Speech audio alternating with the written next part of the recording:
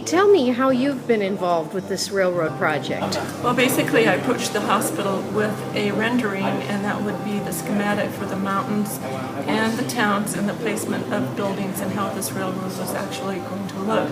They accepted that plan, and then it was my job to go forward with a crew of members from the club and get these mountains and the scenery built. Basically that's all chicken wire, cinder blocks, and then plaster over the chicken wire and cinder blocks to make the mountains. And then we came back in and painted them once they were all done. It's quite an elaborate process, and the results are really outstanding. There's about 1,800 pounds of plaster on the railroad, and my wife hand-formed many of the sculptured rocks after the rock molds were used to ensure a little bit more definition to the scenery.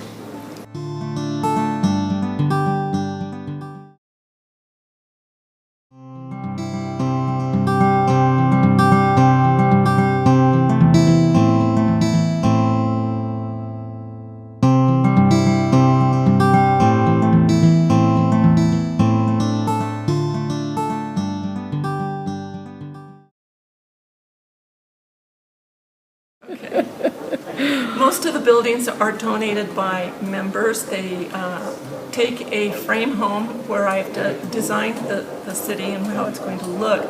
They take a frame home, and from that they come back with a finished product, and that's really special. Bob and I have built a lot of the buildings. I built the school from scratch, and Bob has just finished the gas station and connected the lights up. So when the lights are on and the towns are all lit up, it's really quite spectacular. Now, one aspect about this school she didn't mention was the fact that it's actually a close representation of a real schoolhouse in Arizona. And so while it's not an exact brick by brick it's a replica of a school in Fort Thomas, Arizona. So that's kind of special.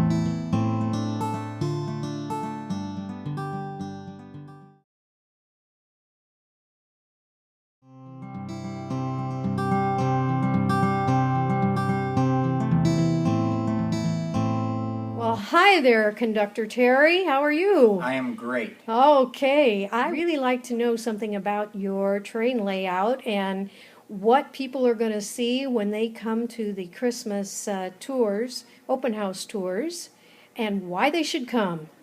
Well, first of all, we have 10 trains running at the same time. My wife will be in the front yard, and she will have 3 trains running out there. She'll have the Santa Claus train, and she'll have the Christmas trains, and then we also have a trolley that goes in and out of our mailbox. So the kids really enjoy seeing all that. Of course, that is the front yard where the kids things. And then if you want the real McCoy, then you go to the backyard, because that's where I'll be running 7 trains. I have 2 waterfalls. I will also have my section, which is Arizona, which covers about everything in Arizona. I even have Window Rock on my layout. I have the Swirl Lake and the Salt River. I also have a section for Ohio, and the Ohio section's from my hometown of Jackson Center, Ohio, where the Airstream travel trailer is made. So I have the whole city made with the business places, downtown, and of course in the rural area. So ours is a little bit different than others. There's trains down low, there's trains up in the medium area, and then there's trains up high. And in the back I will have at least 5, and then I will have 2 other places that will have points to point, where the train will be going back and forth, like a mining train or a trolley.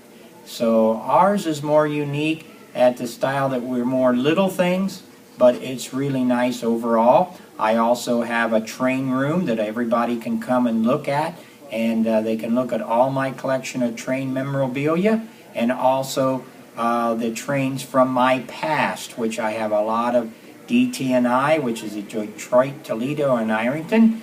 That was owned by Henry Ford, so I have a lot of collection of the Detroit, Toledo, and Ironton.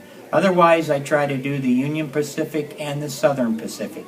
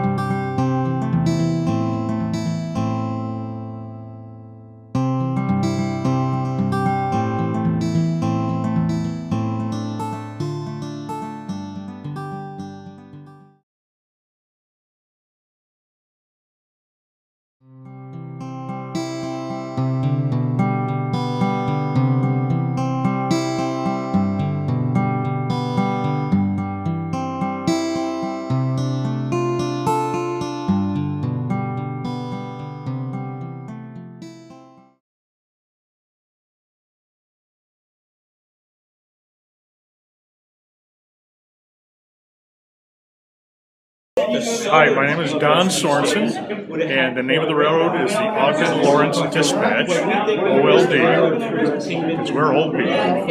And I've been in this for about a dozen years now, and people tell me that, if nothing else, my railroad is rather dynamic, and it is so because I've got some huge elevation changes, a lot of loops that go over under each other, a lot of physical scenery with mountains and stream beds and waterfalls and arches and so forth.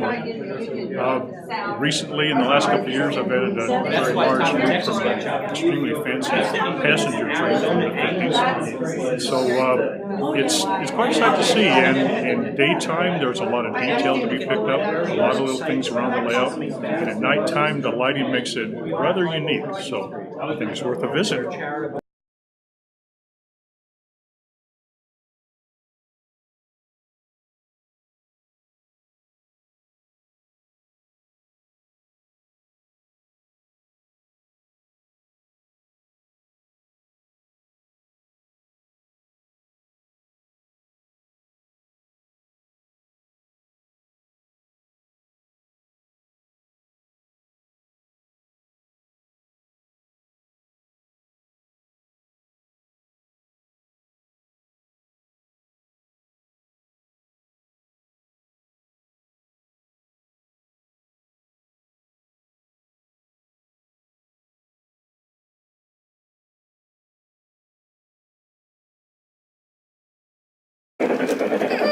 Hi, I'm Dan Stocklin. This is my layout. This is the Arizona Short Line.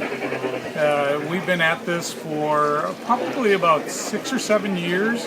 I've had an interest in the hobby probably my whole life. Started with HO, like a lot of people did back east, and came out to Arizona and found out that we could run trains in our backyards. So it's been a lot of fun. I've met a lot of great people. It's a great hobby to get involved in.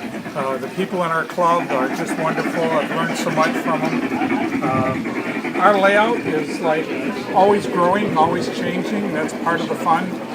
My wife and my children get involved. They do their part on the layout. They like the scenery, the small things, and I keep trains running.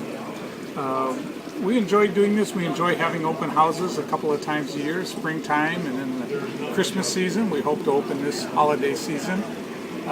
Also involved in the children's layout over at Cardon Children's Medical Center. We've created a layout for the children over there where they can control the trains and have some fun and kind of take their mind off of why they're at a hospital. So the hobby's, I think, been good for all of us. It's good for a lot of people. We really enjoy doing it. And I hope you get a chance to see our trains.